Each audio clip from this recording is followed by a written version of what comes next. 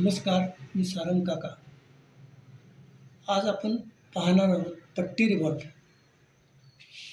ज्याप्रमाणे regular cut इकडच्या कटला डावी पट्टी कट, उजवी पट्टी कट किंवा पट्टी कट, त्याप्रमाणे रेग्युलर रिबॉन्डच्या ऐवजी पट्टी रिबॉन्ड, पट्टी करून येणारा स्ट्रायकर म्हणून पट्टी रिबॉन्ड किंवा फ्रेम रिबॉन्ड.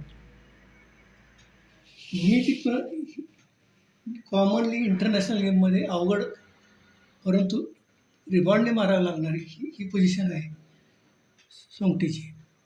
ह्याला टेक्निकली भूमितीच्या दृष्टीने मी कॅच करायचा प्रयत्न केला आहे. त्यासाठी मी 2 अक्षर वापरलेले आहेत, इंग्रजी के आणि व्ही.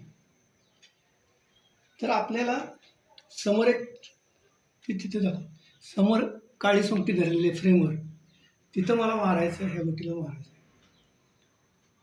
आता माझी प्लेसमेंट मी कशी शोधणार? ह्या आणि काळ्यातून मारणारी रेषा इथं दाखव, ही ठेवलेली सोंगटी, ही मारायची सोंगटी इथं दाखव.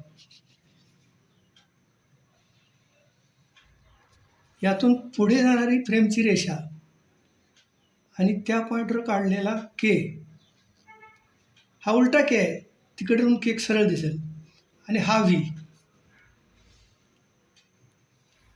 आणि हा के, हा अँगल, ह्यातून सरळ रेषा लांब ह्याची काढायची, त्यातलं केची पट्टी, हा व्ही ॲक्युरेट झाला तर साधारण के आणि व्ही जुळवायचे. हा अँगल मला जजमेंट आहे, ज्याला भूमिती थोडीशी माहीत आहे त्यांना ते जमले. ठीक, आता प्रॅक्टिकल बघूया. मी काही जास्त ॲक्युरेसीमध्ये जाणार नाही, तुम्हाला टेक्निक सांगितलेलं आहे. इकडे व्ही होत नाही, ती लाईन पुढे गेली, केला इथं साधारण इथे येते माझे. ठीक आहे, जी काही तुमची स्ट्रेट मारायची पद्धत आहे त्याच्यावर ठेवा. मधल्या बटन कळतोय,